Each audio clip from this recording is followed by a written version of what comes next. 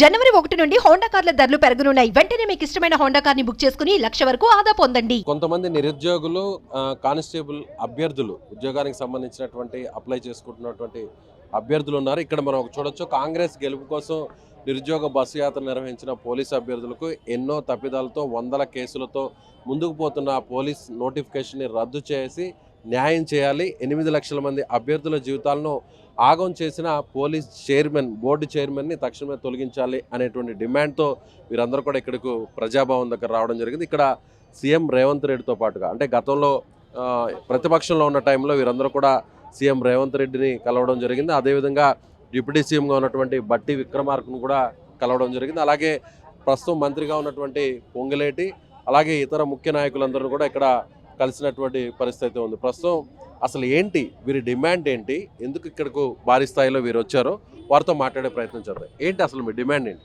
నా పేరు యాసం ప్రదీప్ అన్న, ఇక్కడనే ఉంటున్నా హైదరాబాద్లో.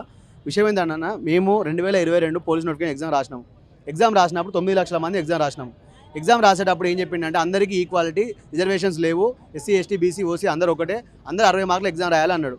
ఎగ్జామ్ రాసినాక రిజల్ట్ ఇచ్చి అదే దీంట్లో నెగిటివ్ మార్కింగ్ పెట్టిండు. అసలు భారతదేశంలో పోలీస్ కానిస్టేబుల్ నెగిటివ్ మార్కింగ్ ఇక్కడ లేదు ప్రిలిమ్స్లో, కానీ నెగిటివ్ మార్కింగ్ తీసుకొచ్చిండు. నెగిటివ్ మార్కింగ్ పెట్టడం వల్ల ఎగ్జామ్ రాసినాం మేము 60కి.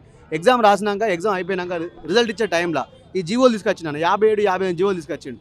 ఆ 2 దొంగ జీవోలు తీసుకొచ్చి ఏం చేసిండంటే, ఈ జీవోలు ఇవి పబ్లిక్ డొమైన్లో లేని జీవోలు. అంటే వాస్తవానికి ఒక గవర్నమెంట్ జీవో తీసుకొస్తే పబ్లిక్ డొమైన్లో పెట్టాలి, ఇవే పబ్లిక్ డొమైన్లో పెట్టాలి. ఎందుకు పెట్టలేదంటే ఈ జీవోలు పెడితే నోటిఫికేషన్ క్యాన్సిల్ అవుతుంది. సో దాచిపెట్టారు ఈ జీవోలను, మేము బయటకు తీసుకొచ్చినాం. ఈ జీవోల ప్రకారం ఏంటంటే ఎగ్జామ్ అయిపోయినాక రిజర్వేషన్స్ ఇస్తున్నాం అని చెప్పిండు. అందరం 60 రాసినాక మార్కులు తగ్గించిండు. వాస్తవానికి ఒక నోటిఫికేషన్లో చిన్న కామా కానీ పులి స్టాప్ కానీ మారవద్దు.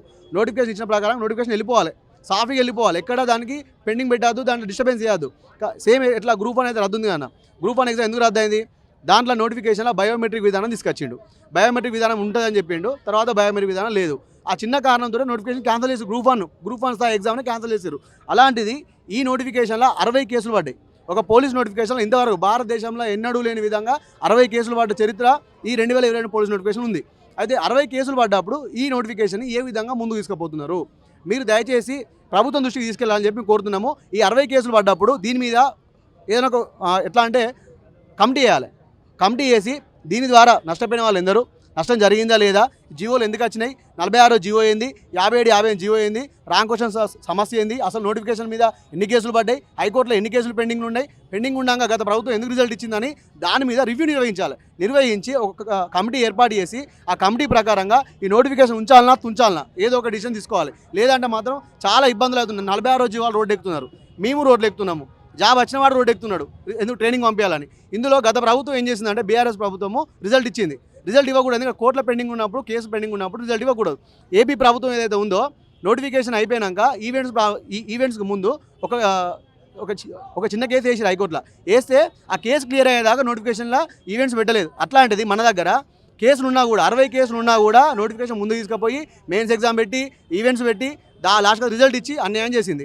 ఇప్పుడు రిజల్ట్ ఇవ్వడం వల్ల చాలామందికి అన్యాయం జరుగుతుంది. కాబట్టి దీని మీద కమిటీ చేసి తప్పులుంటే ఆ కమిటీ కనుక తప్పులు ఉన్నాయని చెప్తే నోటిఫికేషన్ క్యాన్సిల్ చేసి మళ్ళీ రీనోటిఫికేషన్ చేయాలని చెప్పి మేము భావిస్తున్నాం. అయితే దీని మీద మేము ఇంతకుముందు రేవంత్ రెడ్డి సార్ కలిసినాము, కోమరెడ్డి వెంకటరెడ్డి సార్ కలిసినాము. ఇందులో తప్పులు ఉన్నాయి, రాంగ్ క్వశ్చన్స్ ఉన్నాయి, ఈవెంట్స్లో పెంచిండు, లాంగ్ జంప్ పెంచిండు, షార్ట్ పుట్ పెంచిండు, రన్నింగ్ పెంచిండు, తర్వాత మెయిన్స్ ఎగ్జామ్ రాంగ్ క్వశ్చన్లు ఇచ్చిండు, ప్రిలిమ్స్లో రాంగ్ క్వశ్చన్లు ఇచ్చిండు, జీవోలు తీసుకొచ్చిండు, దొంగ జీవోలు పట్టుకొచ్చిండు అని చెప్పేసి మేము గత ప్రభుత్వాన్ని అడిగితే వాళ్ళు అప్పుడు స్పందించారు. మా ప్రభుత్వం లేదు, మా ప్రభుత్వం వచ్చినాక ఖచ్చితంగా మేము దీని మీద ప్రక్షాళన చేస్తాం అన్నాడు. నేను అనేది ఏంటంటే టీఎస్పీఎస్సీ ఏ విధంగా ప్రక్షాళన చేస్తున్నారో అదేవిధంగా టీఎస్ఎల్పీఆర్ బోర్డును ప్రక్షాళన చేయాలి. ఎందుకంటే టీఎస్పీఎస్సీలో ఎన్ని కేసులు పడ్డాయో టీఎస్ఎల్పీఆర్ బోర్డులో చాలా కేసులు పడ్డాయి. దాని మీద తక్కువ కేసు పడ్డాయి, దీని మీద ఎక్కువ కేసు పడ్డాయి. దాని మీద ఆధారపడిన వాళ్ళు తక్కువ, దీని మీద ఆధారపడిన వాళ్ళు ఎక్కువ. ఒక గ్రామీణ స్థాయి ప్రాంతం నుంచి వెళ్ళి 10 నుంచి 20 మంది పోలీసు అభ్యర్థులు అప్లై చేసుకుంటారు. అట్లాంటిది మొత్తం 33 జిల్లాల నుంచి వెళ్ళి 9 లక్షల మంది అభ్యర్థులం ఉన్నాము, మాకు అన్యాయం జరిగింది, దీని మీద కమిటీ చేయాలని చెప్పేసి మేము సార్ దగ్గర వచ్చినాము, ఇంతకుముందు కూడా కలిసినాము, కానీ ఇంతవరకు మాకు స్పందిస్తలేడు. సార్ ఏమంటున్నాడు, ఇది నిరుద్యోగుల ప్రభుత్వం, ప్రజల ప్రభుత్వం, ఉద్యోగుల ప్రభుత్వం అంటాడు. మరి నిరుద్యోగులకు ఇంతవరకు పట్టించుకుంటలేడు. కాబట్టి మాకు 5 నిమిషాలు టైం ఇస్తే దీని మీద వాస్తవానికి మాకు అన్ని ఆధారాలు ఉన్నాయి. ఇవన్నీ కేసులే మొత్తం ఇవన్నీ ఉన్నాయి. కాబట్టి మా దగ్గర కేసులో మొత్తం డాటా ఉంది, చిట్టా ఉంది. ఇందులో ఎన్ని మిస్టేకులు అడిగినాయి, ఎన్ని జరిగినాయి అనేది మొత్తం డాటా మా దగ్గర ఉంది. కాబట్టి మాకు ఒక 5 నిమిషాలు టైం ఇస్తే ఈ నోటిఫికేషన్ గురించి పూర్తిగా సార్కి చెప్పి మేము తప్పుకుంటాం.